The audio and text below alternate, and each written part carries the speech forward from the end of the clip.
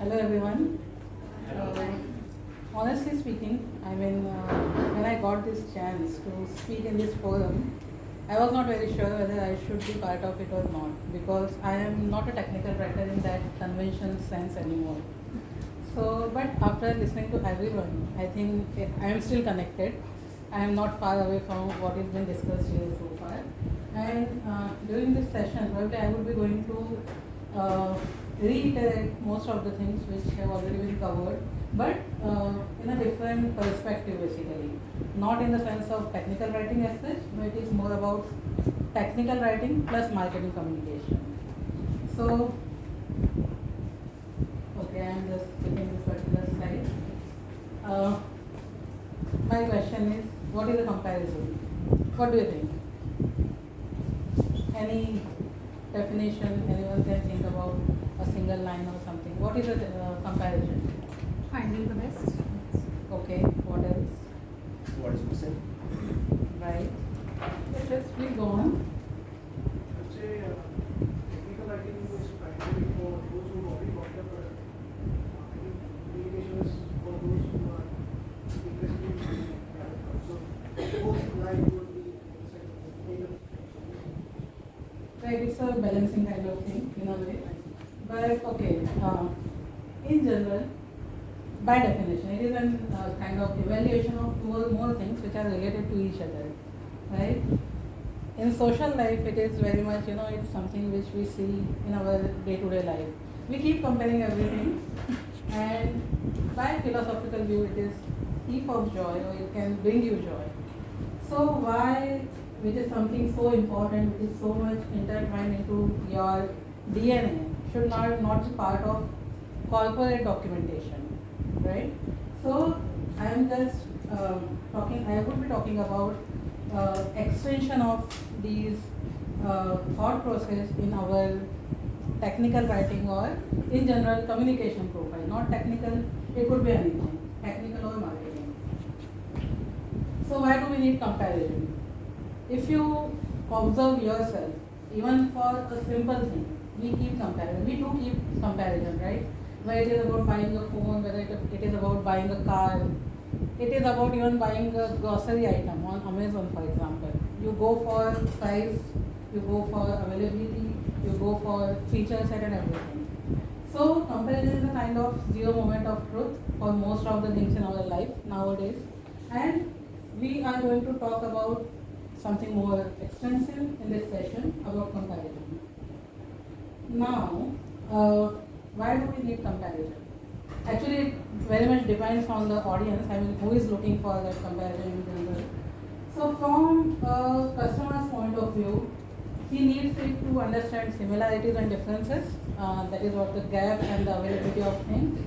Then a customer knows about the requirement. If not, that would be the last context of that workshop we did. So, but if he knows about the requirement, the comparison would help him to map it with the available options. The third thing is value for money, because ultimately everything is driven by money. And ultimately it will help you to take a right decision. At least you would know that you have done a lot of exercise before choosing anything. But when it comes to a vendor here is an organization I am talking about, and throughout this session, it is meant for the vendor or the organization. We are not going to talk about consumer side of comparison here. For the vendor, it is necessary to understand market and competition, because obviously you are not the only player in the market. There are many more, and there would be many more in the future. So you need a kind of analysis, that is competitive analysis, to understand what is happening.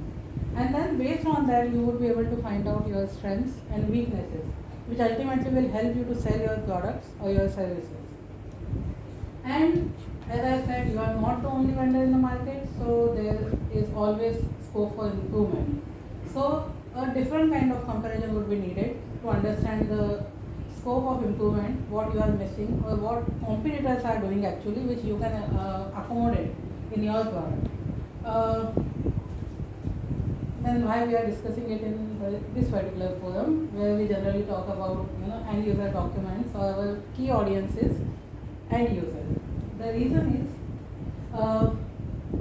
by conventional definition, what is expected from a technical writer? He is supposed to be a bridge between a technocrat and a layman, right? So, by that sense, by that virtue, he or she should be knowing each and everything about the product or the service you are offering, and at the same time, he is aware about the end user side of story as well. So, probably he is the best person who can match these two things. I mean, mapping one thing with another and do this comparison because he or she knows about what is happening and he knows about what is expected. So that is why we are here in this forum. This is the general flow, or rather, this is the general way of information exchange between internal teams and end users, but it can be extended like this as well. How? There can be two ways. One is kind of marketing comparisons, which are meant for sales streams, and the objective is to sell your product ultimately. And the second one is about your internal teams, where you would be able to help them with gap analysis. And again, the second thing is very well based on my own role. So we are supposed to present a brown bag session kind of thing, which is a go-through of competitors' product, because I am into a product industry, so we have hands-on experience of our own product as well as of the competitors. But this may or may not be true for each and everyone. But the gap analysis is very real. It is needed in every sector, in every organization, whether it is a software company, whether it is an automobile company, or any kind of company. So that is why a technical writer can actually produce these documents because of the technical and communication skills he or she possesses. And that is why we are discussing it here. So now again from an organization's point of view, why do you need comparison? There are two types of comparison. We will be talking about them as well in the later slides, but the primary objective is to win the competition. Because see, whatever you are doing, even if you are the best, but you cannot communicate that, then probably chances are less that people will find you, right? So you need something very solid on that. Then obviously even for the market or your sales teams basically, these documents will help them to understand that how and where they can pitch their services or their products, because you will be able to, or you are supposed to educate them that what are your strengths and what are the weaknesses of the competitors. Then comes obviously sales is the primary reason. And ultimately these documents, not always, because most of the times these are confidential documents which are supposed to, distribute through the channel or partners and are not expected to land at the competitor's desk. But there are a few more which are nowadays, whether it is a norm that comparisons are available online as well. I will show a couple of examples of that as well. So this is the purpose for market. And when it comes to your inside organization, there are two things. One is gap analysis. Why? Because given that you are preparing market comparison, you know about the competitor as well. And based on that, you just need to change your approach. First, you were thinking from your product's point of view, and now you are looking from, as a third person or from the competitor's point of view. So it's the kind of, that's not split personality, but Parichit, Vikram of Parichit basically. So you have to do that. Let's talk about marketing comparison first. So as I said, the approach is I am the best. Whatever I am doing is the best. So whatever you are writing, whatever you are producing, the idea is you have to highlight your strengths basically. Obviously everyone has weaknesses, but you are not supposed to highlight them in your documentation as such. But at the same time, you need to be honest. It's not like that you should make fake claims about your product. Be honest, but try to highlight on your strengths. Then depend, which particular sector you are dealing with. For example, it is education sector, K-12. Then the requirements are different. When it comes to health organization, the requirements are different. Or depends, which particular industry you are serving right now. Third is you need to identify your strengths. So how you will know that? That is something, a good exercise basically. Because when you are writing, being a technical writer, when you are documenting your products, your services, you are actually absorbing the information from internal teams who are talking good about your product. So you should be able to identify what are your strengths. And then probably the second last should be the first point, that you should know your user, that who is the audience to whom you are going to serve this particular comparison. You should know about the use case, because see, even if you are offering a number of things, but as a customer or as a partner I just need one of them which you are not providing, that is not helpful to me, right? So you should know the case, you should know the use case and why you are making this comparison. And ultimately, the last one is more of a marketing exercise actually, to come up with a pitch line for your solutions. But if you can help with that, well and good. So, how to start with a comparison? In general, we do it just very randomly. I mean, when it comes to day-to-day life. But when you have to do it in a structured way, there are a few do's and don'ts which you should keep in mind while preparing one of them. So as I said, you should know customers' requirements very first, what he or she is looking for. At the same time, you should be able to, you should have knowledge about your product and your competitor product as well. How you are going to gain that. Probably the best thing is reading, and that is why probably I was the only one who raised the hand when you asked me who is reading nowadays. So reading is probably one of the best things. And once someone told me that if you have to write a page, a 100-word document or a 100-word paragraph, you need to read at least 1,000 words for that. So being a reader will definitely help you. Reading doesn't mean just inflow of data. You should be able to convert that into information and by the end business benefit. So read a lot. Then you should have some experience or some understanding of price to performance. A bit of mathematics is involved, but it is not that complicated there. But you should know that value for money is something everyone looks for. So whatever you are offering, it should be worth, and you should come up with a good price to performance analysis for that. And ultimately, if you can have, I know that the second last point is not something everyone is able to get, because they not always get hands-on on your competitor products. At times it is because of the SLAs or the legal things, but still there are a lot of YouTube videos or the online demos are available. You can go through with them to understand the look and feel of the product. If nothing much about the flow, you have to read their documentation, whether it is online help, whether it is administrative guide, anything. And ultimately, as I said, it varies from user to user. You should be able to highlight the best thing about your product which is going to help that particular customer. That probably would be the punch. Then, how we compare generally? There are many things, but keys are you start with feature comparison, then you try to justify value for money for your product, your services, and ultimately the user experience. Because, for example, you have a very great product, but it's very complex. You are not able to configure it properly because it involves switching off multiple tabs, multiple menus, multiple consoles. So, for example, Cisco is probably the best example for that, because it's a giant. It has n number of products, but ultimately it is very confusing. Nowadays it's a bit different, but yes, to begin with, it is very complex. And Gartner actually adds a couple of more things to this, which is talking about your strengths and defending the FUDs by your competitors. That is fear, uncertainties, and different claims. You should be ready with answers to those claims, because you are not the only one who is preparing comparison. So there it is just a checklist for what a marketing comparison look like. First of all, it should be an interesting read, because nowadays we have very small, very short span of attention.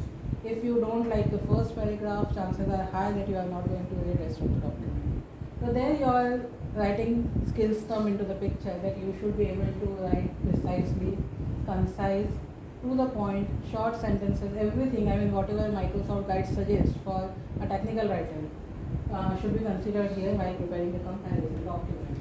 Then whatever you are saying, you should have references ready for that, because many times someone comes with something else that okay, you are saying so, but it is not the case. It may be your internal team member, or it can be someone from outside. So in that case, your credibility, it questions your credibility if you don't have that resources with you to prove your point. So keep that handy. And if nothing happens, for example, you send your comparison to a customer or partner, and he or she does not convince with your pitch line, the way you are marketing your product, then also whatever you have written should help them to improve their knowledge about industry, about the trends, patterns, whatever is happening in the industry, and it will help you in future probably. Because okay, well right now he is not going with you, but because you send this kind of informative document with a lot of use cases which someone can relate, they may come back to you in future if they want to convert. Then yes, generally there are two approaches when you prepare a marketing comparison. Either you play with your strengths or you play with weaknesses of your competitor. The first way is more noble, and second is a kind of below belt in that sense. But you can do a kind of balancing act for that. If you can do that, it will be a fun document to read. So that's a must-have for marketing comparison. These are a couple of examples I'm going to show. As I said, they are available online as well. So this is a comparison from a website or a vendor called Palo Alto Networks, who is a leader in Gartner's MQ for n number of things. And the second one is Zscaler, who is one of the cloud-born companies when it comes to cyber security.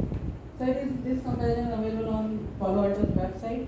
They are key competitors in that sense, and given that they are publishing it in that way, they must have done a lot of research and they have so many things to back their claims. And the second one is something like this. It is an easier comparison, I would say, more handy, but it requires a lot of explanation, because when you say partially supported or you have to explain what is partial. So this is a very, you can say, first level of comparison, a tabular one, but there are detailed comparison which we call battle cards actually, where you are talking about in and out of technology as well, not just about the business benefits, not just about the features, but about the technologies used in that particular thing. So these are the examples. Now, shift in mindset.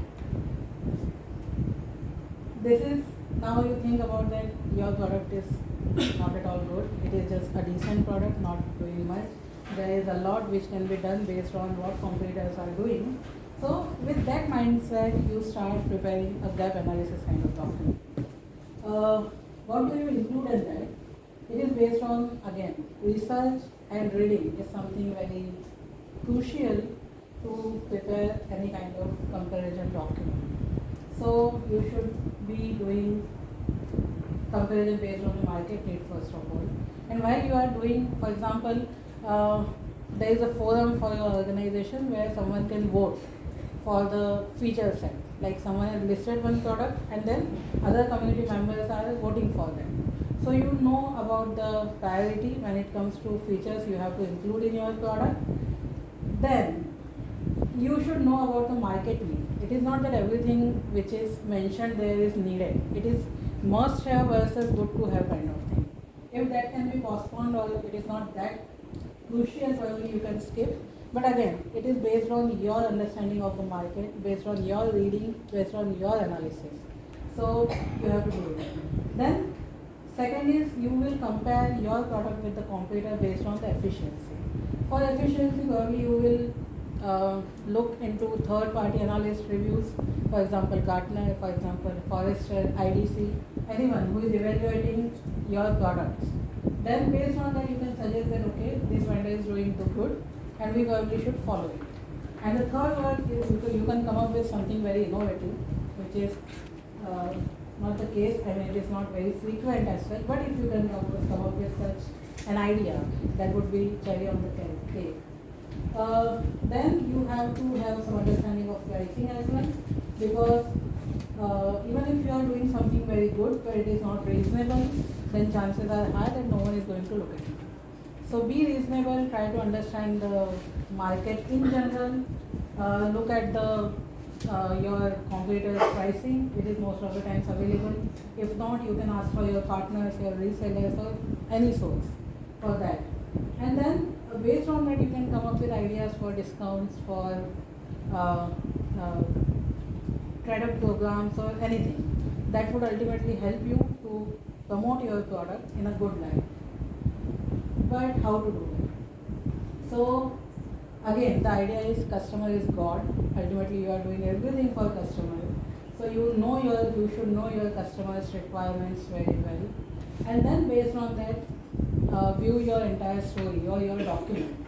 So if you know about the problem, then come up with a suggestion if you can. But if not, look into competitors, how they are addressing that problem, and then come up with visuals. If you have screenshots for that particular configuration, if you have data to back up requirement of that particular feature, everything you should be able to compile in a good way, in a good read, and then you are supposed to present it to your SMTs or your product management team, who ultimately would decide the fate of that particular feature. And for that, you need to interact with different teams. So there comes your communication skills as well, not only writing skills but communication as well. Because you are not only technical writers, as we started with that thought only, you are a technical communicator. And communication can be anything. It can be verbal, it can be mail, it can be anything.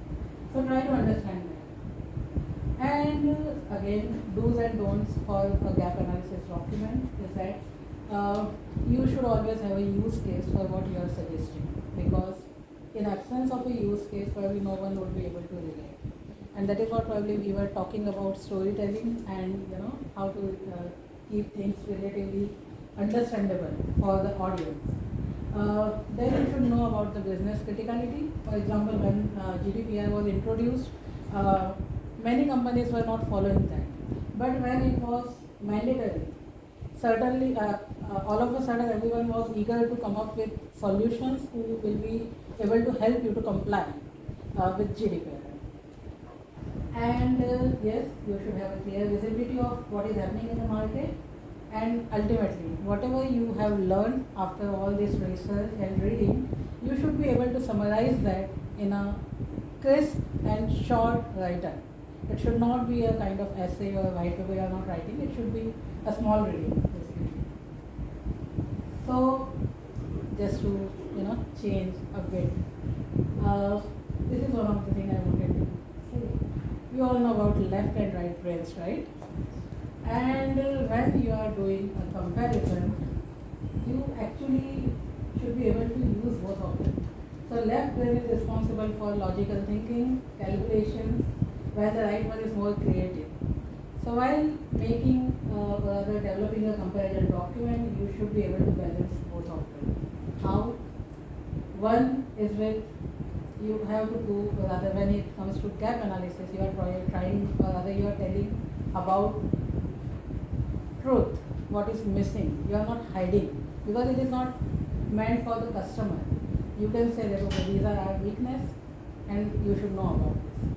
So there comes your left brain. But when it comes to a marketing comparison, you have to have a bit of creativity and you should have that kind of storytelling qualities in you. So you have to balance both of them ultimately for preparing comparison. As far as skill sets are required, I don't think it is different from what is needed for a technical writer. Just probably more emphasizes on hyper detail and analysis, because ultimately if you have an analytical mind, then you can understand the things more clearly and make it relevant to the industry you are serving or the organization you are working. And outside, it is again language, statistics, some hands-on on basically paint or Snagit, anything, I mean, which can help you with the visual things. And ultimately, you should have not availability, but you should have that. You should know where to search basically. Everything is available, but you should know right keywords, right places to search. It is not that everything is secret or hidden, but you should know where to find it, and that's the key. And ultimately, the thumb rule that whatever happened, but a comparison should not be the document which made you lose that particularity, right? Even if it doesn't help, at least it should not damage your case. And as I mean, it's again based on the experience, the last one, you should be ready with responses because at times they backfire and you have to get into legal things and it's a bit of headache. So be ready with it. So if anyone is interested, wants to move or enhance or extend the knowledge, the skill set, and wants to try in this particular segment of writing, just reach out to me. Probably I will be able to help. Thank you. Any questions? I think we can take at least one question right now. No question. Everything is all clear. I would like to summarize. Marketing well done. Thank you.